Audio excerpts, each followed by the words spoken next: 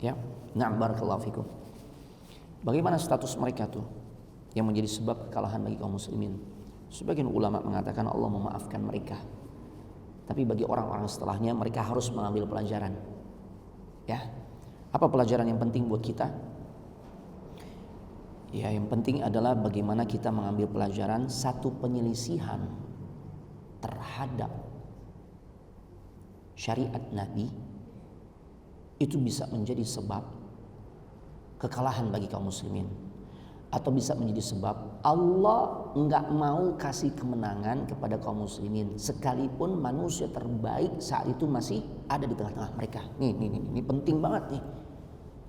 Kalau Anas sih lebih condong mengikuti pandangan ulama yang mengatakan semoga mereka Allah ampuni, karena gimana pun mereka juga berjuang. Ya.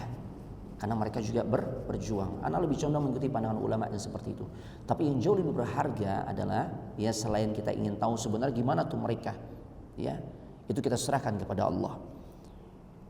Tapi yang lebih penting adalah satu penyelisihan terhadap syariat Nabi sallallahu alaihi wasallam itu menjadi sebab utama Allah enggak akan berikan kemenangan buat kaum muslimin, padahal saat itu masih ada manusia terbaik yang menjadi kekasihnya Allah, itu Nabi sallallahu alaihi wasallam. Loh iya. Ya kan? Nabi masih ada di tengah-tengah mereka, tapi dengan sebab segelintir orang yang tidak taat dengan apa yang beliau telah tetapkan. Ya.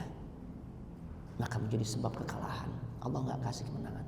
Artinya apa? Kita mengambil pelajaran.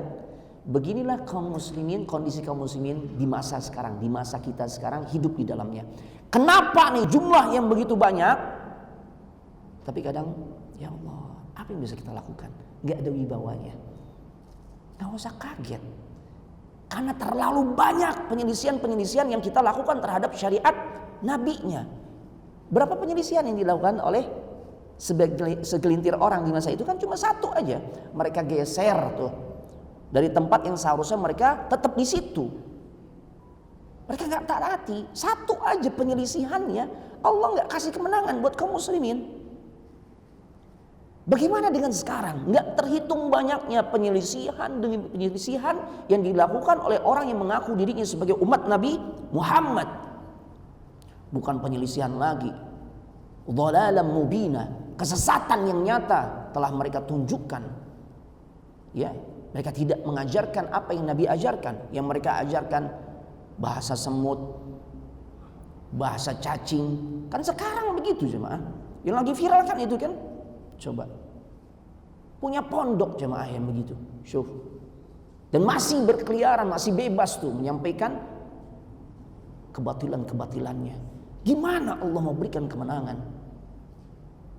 Belum lagi Nabi pernah mengatakan Allah akan membinasakan satu negeri, satu kaum yang dimana tatkala hukum hanya ditegakkan untuk orang-orang kecilnya saja, sedangkan untuk orang-orang terpandang, ya, hukum tidak ditegakkan.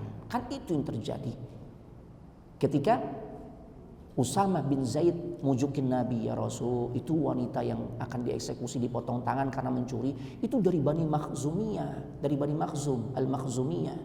Ini orang terpandang ya Rasul, jangan dipotong, diringanin. Masya'nuk, tuh kata Nabi, apa urusanmu dengan hukum Allah yang sudah Allah jelaskan secara tegas. Sampai kemudian Nabi berkata, lau sarakat Fatimah binti Muhammad laqata'tu yadaha. Kalau sekiranya yang mencuri, yang melakukan perbuatan mencuri adalah putriku Fatimah, aku yang akan potong tangannya. Tuh. Kayak Nabi katakan, ya, kalau hukum itu hanya ditegakkan untuk orang-orang kecilnya saja, orang-orang terpandangnya dibiarkan saja mereka melakukan pelanggaran hukum, tunggu kehancurannya. Kita berlindung kepada Allah, semoga negeri ini lebih baik. Artinya apa? Ini banyak banget nih, udah numpuk. Nggak hitung banyaknya penyelisihan demi penyelisihan yang dilakukan oleh umat Nabi Muhammad. Makanya kalau sekarang kondisi kaum muslimin kayak begini, ya sudah. Gimana? Solusinya satu.